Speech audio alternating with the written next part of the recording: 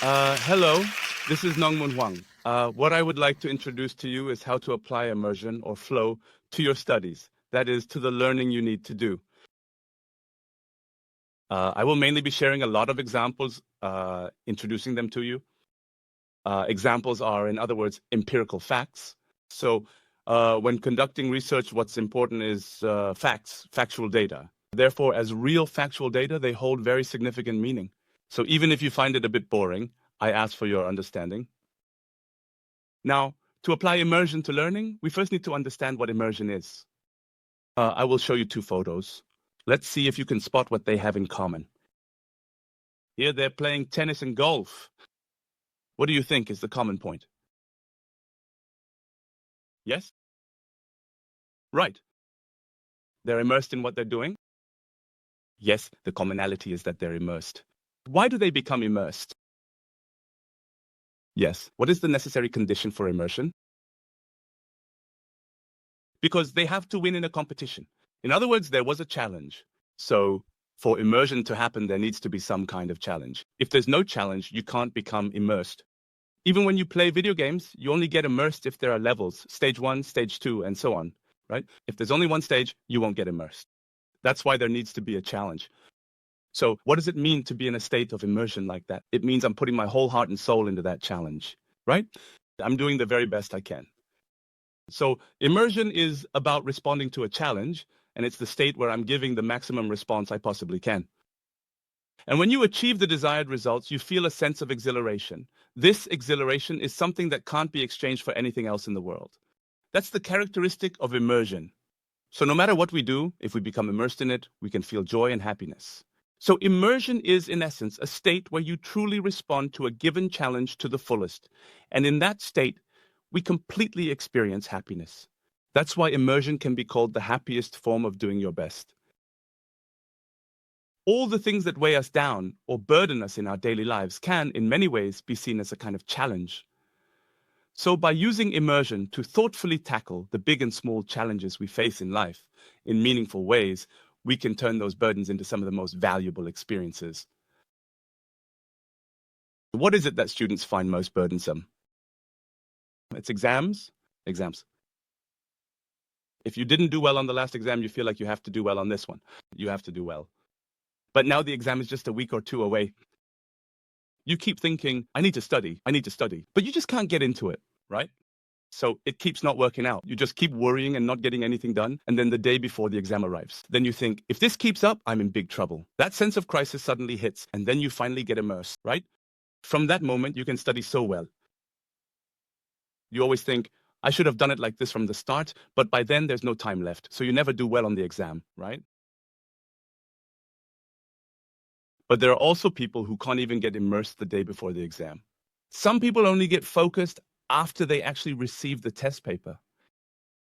And there are even people who can't get immersed even after getting the test paper. In these cases, it means you haven't responded properly to a challenge, right? You just end up stressed, go through all the hardship, and can't even show your true abilities. In this situation, using immersion means responding to the given challenge in the most desirable way. To do that, you shouldn't try to get immersed just the day before, but rather a week or two before the test. Is that really possible? Yes, with intentional effort, it's definitely possible. Since immersion isn't something we can see, we often don't know which direction to take with our efforts, but just like climbing a mountain, there is a direction for immersion. And if you make intentional efforts in that direction, anyone can get immersed in advance like this. Let me share an example. This is about a senior in college who applied immersion techniques during the midterms and did well, but as expected, it was a bit awkward at first. So for the final exams, they were able to apply immersion even better. Shall we take a look? This was December 3rd, 2011. Because the exam dates were scheduled back to back, I spent this entire week in constant immersion with these two subjects. And if you look at the latter part, at first, the hardest part about immersing myself in studying for exams was thinking continuously for long periods of time, but now it's not that difficult anymore. On the contrary, when I get lost in thought and study for a long time, I suddenly realize how much time has passed, and that makes me feel very fulfilled and happy. Above all, the best part is that I can prepare for exams in advance, enjoyably and with almost no stress, Len. It's possible, right? We are fully capable of doing it. So for those midterms and finals, you just need to really focus a day or two or maybe a week before the test. But there are exams that are much more important than those. Things like the state exams, the teacher certification exam, the patent attorney exam, various qualification and promotion tests, and also when do people go through the toughest times in life? Yes, senior year of high school, preparing for college entrance exams. There's a reason they call it entrance exam hell, right?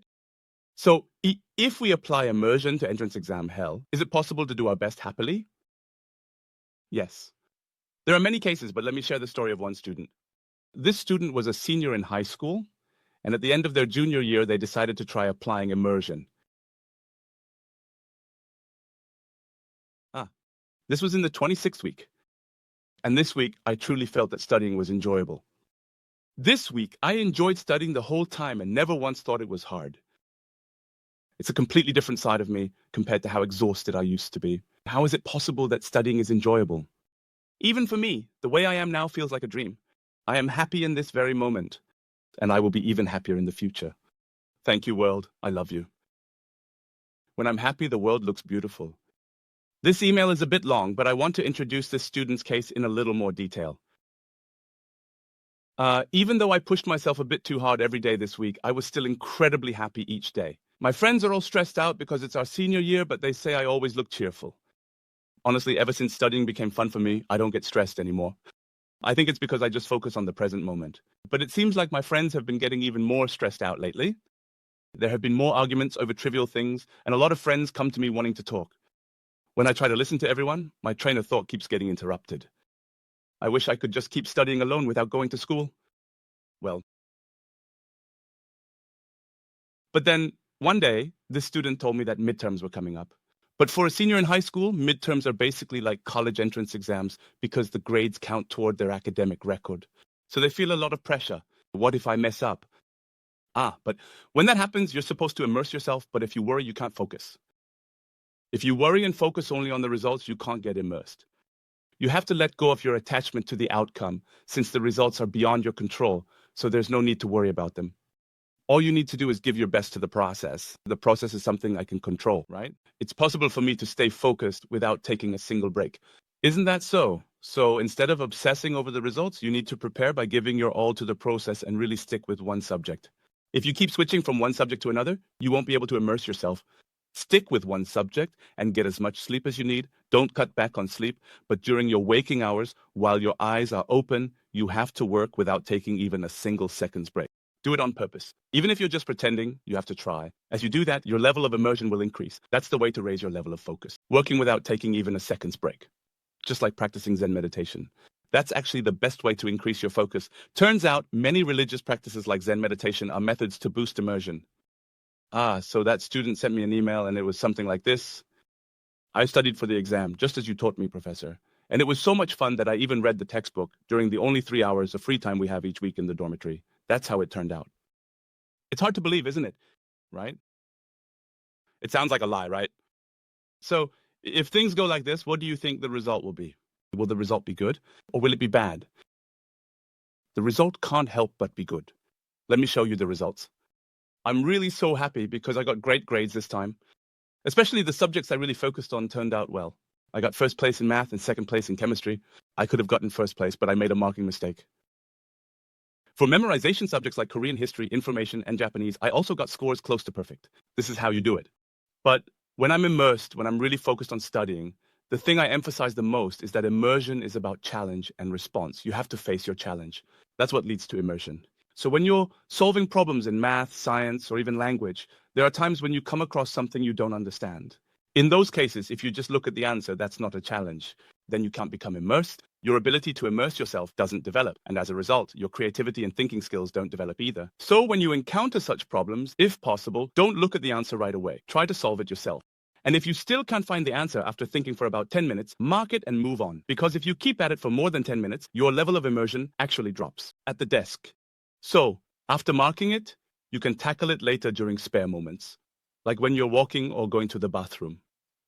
That's when slow thinking happens. In other words, it's hard to do slow thinking while sitting at your desk.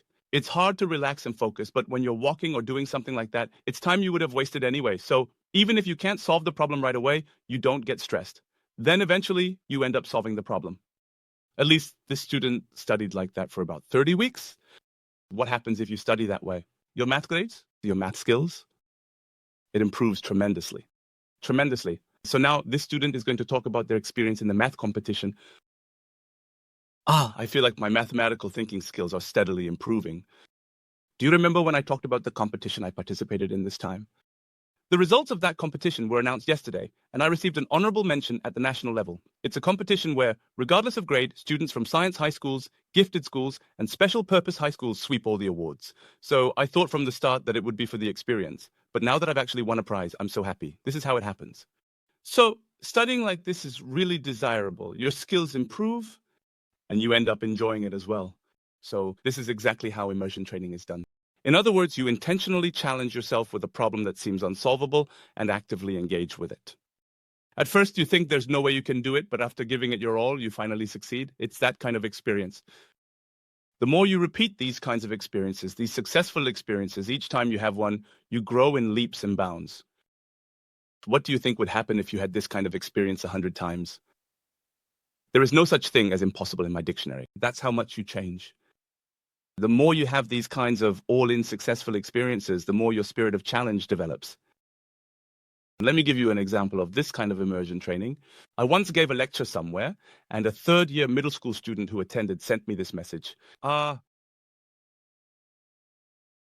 Midterms were just around the corner, but I was struggling because I couldn't focus on my studies and was very worried. At that time, after hearing your advice about immersing myself, I tried putting it into practice just a little, and I could really feel a big change. I started thinking about the math problems I couldn't solve before, even in the bathroom, while eating, and while walking down the street, and eventually I was able to solve them. Because of that, I ended up spending a little more time sitting at my desk. It was a small change, but it made him realize a lot, and I started to think, I can do this too. They experienced it once, this is what happened. But what do you think would happen if you had this kind of experience 100 times, right? The more you have these experiences, hundreds, even thousands of times, the better. Your creativity and thinking skills develop, and your willingness to take on challenges grows. So this is the best kind of experience from an educational perspective, experiences like this. That's why I really emphasize thinking to my graduate students. In other words, you have to think.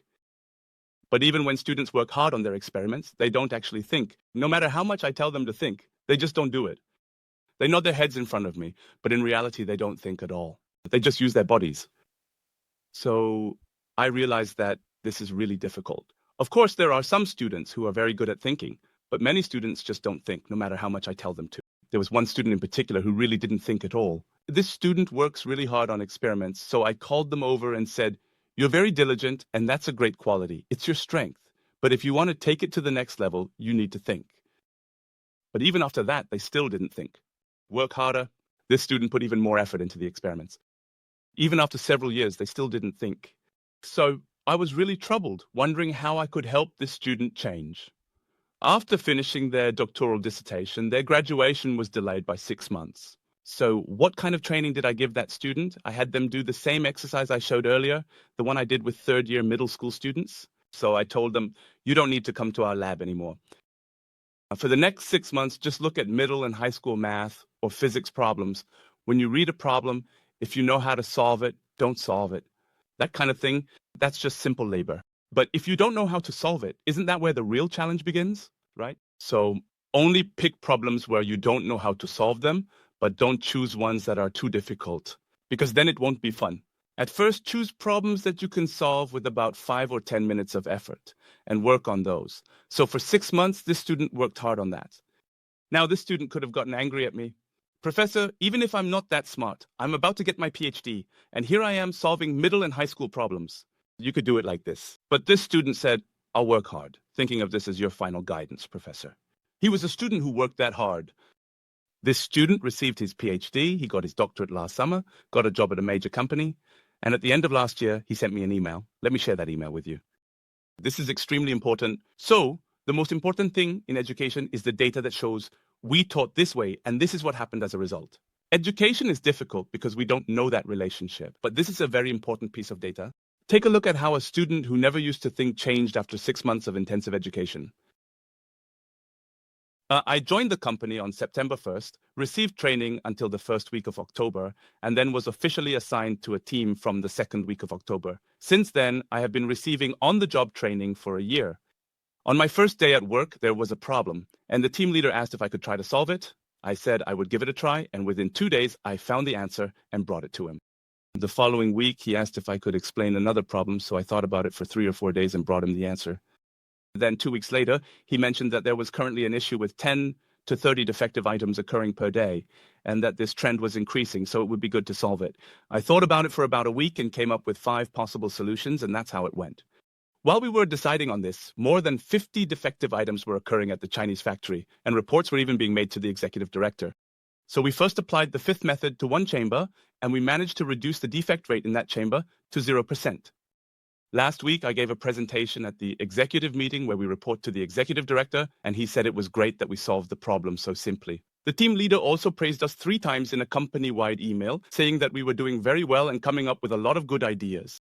This student has become a problem solver. I get text messages from him all the time. I'm sharing this good news with you. Yes.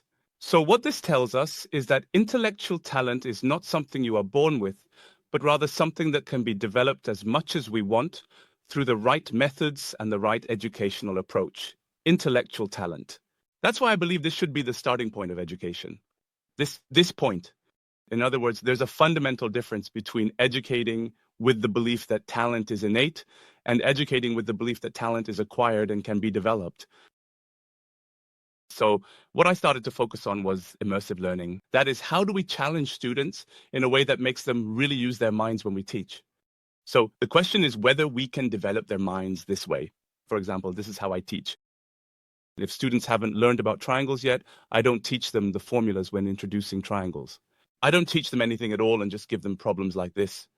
It's a right triangle with a height of 4 centimeters and a base of 6 centimeters. Try to find the area. The student hasn't learned this yet. Since they haven't learned it, they struggle, but when I tell them to think about it, the student thinks hard and eventually gives an answer. They come up with the miraculous idea that a triangle is half of a rectangle. So that's how they come up with this way of thinking. If it's an acute triangle, it gets even harder, but they approach it in the same way. I actually teach every subject at the university like this. You might be curious about how students react, so since students usually respond well, let me share an email from one of them. Hello, Professor. I am a student taking the Introduction to Materials Engineering course with you. Even though I am an engineering student, I lost a lot of confidence and interest in my major while attending classes and after entering university. As a result, I started to neglect my major studies and often felt like avoiding them altogether. However, after taking your class, I started to think that if I had learned other major courses in this way, it would have been so helpful and I would have understood them much better. Because of this, I find myself really enjoying and engaging in your class with great interest. The time I spend understanding and learning through your lectures is truly enjoyable. One thing is clear, we can enjoy the work and studies that we need to do. By applying immersion, we can enjoy them as much as we want and do our best in a joyful and happy way. I hope you will spread the wings of your abilities wide in the blue sky. Thank you.